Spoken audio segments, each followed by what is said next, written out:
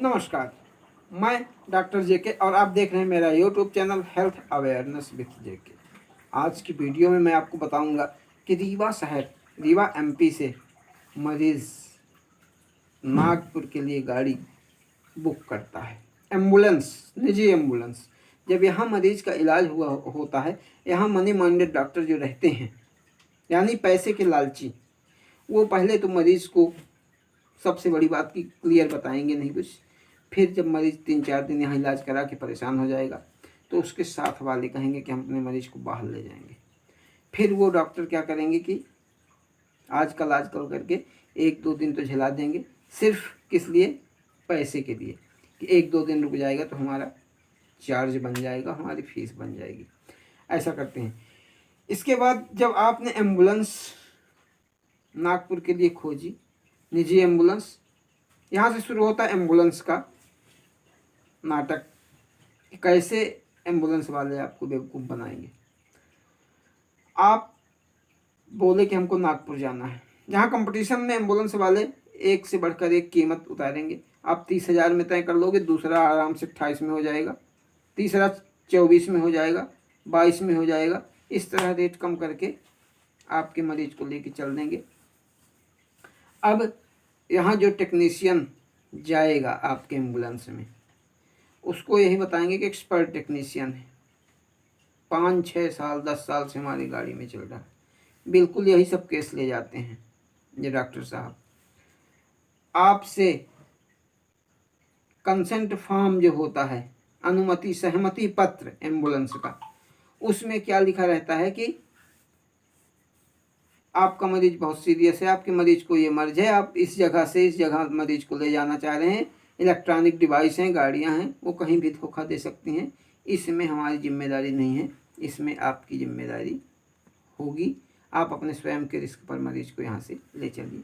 यहाँ तक ये बात सब सही है, क्योंकि इलेक्ट्रॉनिक डिवाइस, इलेक्ट्रॉनिक और ये गाड़ियाँ जो हैं, इनका कुछ ठिकाना नहीं। इंसान का तो ठिकाना नहीं रहता, तो इन गाड़ियों का कुछ ठिकाना रहेगा। लेकिन फिर भी आप चलने से पहले अच्छे से चेक कर लें कि गाड़ियों के चारों टायर सही हैं कि नहीं, पर्याप्त मात्रा में ऑक्सीजन है कि नहीं, उसमें जो इक्विपमेंट लगे हुए हैं वो बराबर काम कर रहे हैं कि नहीं। इन सब बातों का ध्यान रखते हुए आप यहाँ से रवाना होइए। और आपका जो टेक्नीशियन रहेगा वो ऑलरेडी आपको सब दवाइयाँ लिख देगा रास्ते के लिए। रास्ते के लिए सभी दवाइयाँ लिख देगा। आपसे कंसेंट फॉर्म में साइन भी करवा लेंगे। पूरी जिम्मेदारी आपकी हो गई। आप अपने रिस्क में मरीज ले चल रहे हो, नो डाउट।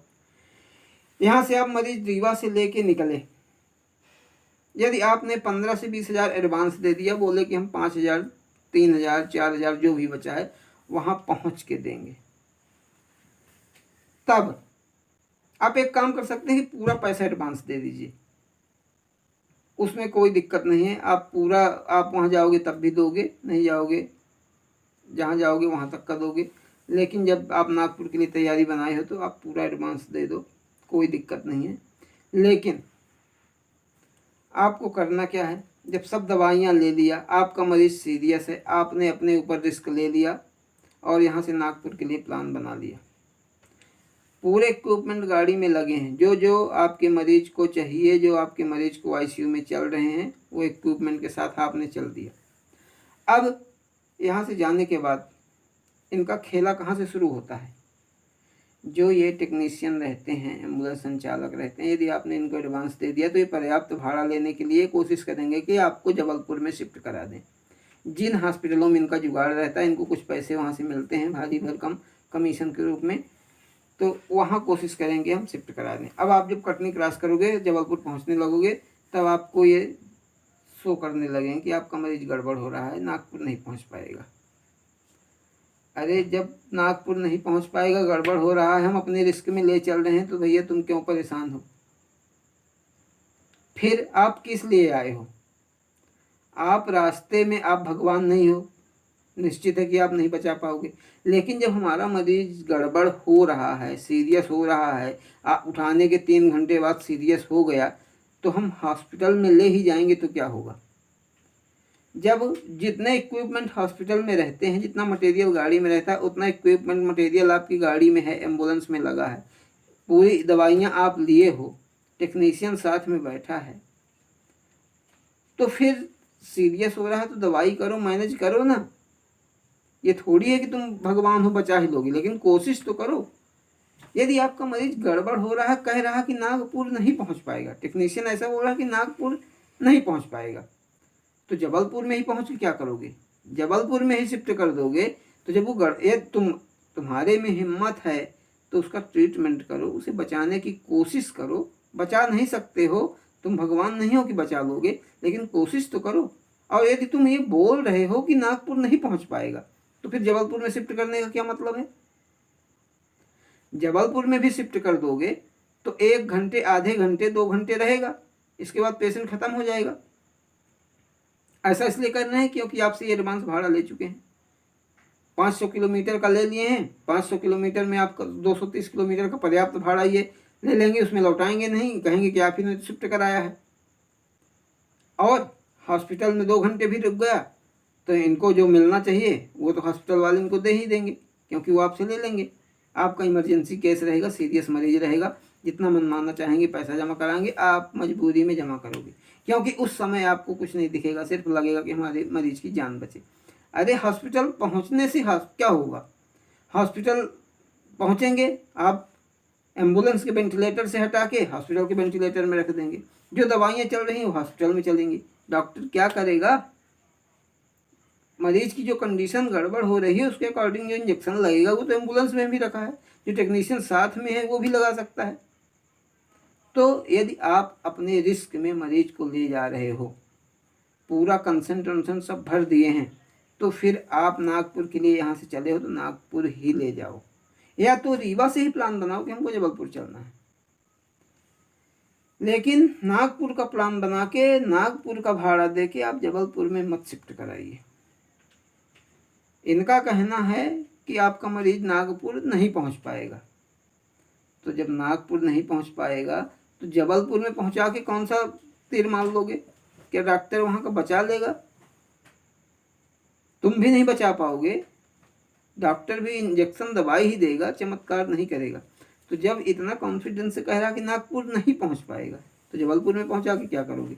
मतलब तुम चाह रहे हो कि पेशेंट हॉस्पिटल में पहुंचे, जो कुछ मिलना है और मिल जाए, जितना ले चुके हैं उसके बाद भी ले लें, और फिर जब ख़त्म हो जाए, पेशेंट डीसी हो जाए, उसकी डेथ हो जाए, तो फिर वहाँ से बॉडी लाएं और पैसा फिर ले चलें। ये मतलब हुआ। तो इसलिए इन चीज़ों का आपको ध्यान देना है। और यदि आप अपने रिस्क में सब कुछ कर रहे हो तो ये निश्चित है कि ना डॉक्टर ना टेक्नीशियन भगवान नहीं होता, वो बचा नहीं पाएगा। लेकिन आपका प्लान है कि नागपुर ले चलना है, तो नागपुर से बीच में ना शिफ्ट कराइए। यदि टेक्नीशियन कह रहा है कि नागपुर नहीं पहुंच पाएगा मरीज, तो जबलपुर भी आप शिफ्ट कर दोगे तो पेशेंट नहीं बचेगा, यदि वो रियल में सीरियस हो रहा है। और यदि वो फर्जी ऐसा कह रहा है कमीशन के चक्कर में कि आपका मरीज वहाँ नहीं पहुँच पाएगा भाड़ा के लालच में, तो फिर स्वाभाविक है जबलपुर में शिफ्ट हो जाएगा, तो फिर रहेगा ही। तो जब यहाँ से आप सीरियस मरीज को उठाए हो, रिस्क लिए हो, तो आप यहाँ से नागपुर जा रहे हो तो नागपुर ही ले जाओ, बीच में शिफ्ट मत करो, ऊपर वाले के ऊपर छोड़ दो और ले चलो। और या एक कंडीशन और है कि जो टेक्नीशियन है तो फिर उसके समझ में नहीं आ रहा, यदि ऐसा कह रहा कि नागपुर नहीं पहुँच पाएगा, फिर या तो वो झूठ बोल रहा है या तो उसके समझ में नहीं आ पा रहा, उसका खुद का दिमाग नहीं काम कर पा रहा है कि हम इसको क्या इलाज दें, क्या देना चाहिए, इसकी स्थिति क्या है। तो मेरे वीडियो का मतलब ये है कि आप जो भी मरीज परिजन हैं और ले जा रहे हैं अपने मरीज को, तो इन चीज़ों का ध्यान रखिए और ठगी से बचने के लिए अलर्ट रहना पड़ेगा। और आप ये समझिए कि आप जितना रिक्वेस्ट करोगे, आप जितना सज्जन रहोगे, जितने अच्छे से बात करोगे, उसका उतना ही ये लोग गलत फ़ायदा उठाएंगे। इसलिए आप लीगली जो रहे वो करिए, और जहाँ आपको समझ में आए कि हम फंस रहे हैं वहाँ पे आप विरोध करो। अन्याय सहना गड़बड़ नहीं है, अन्याय सहना, यदि कोई अन्याय कर रहा है उसको सहना गड़बड़ है, उसका सामना करना चाहिए। यदि आपके साथ गलत हो रहा तो आप बिल्कुल उसका विरोध करिए, शिकायत करिए, यही आपका कर्तव्य है। आशा है मेरा वीडियो का कहने का मतलब आप समझ रहे हैं जो मैं अपने वीडियो में कहना चाह रहा हूँ। धन्यवाद। आपका दिन शुभ।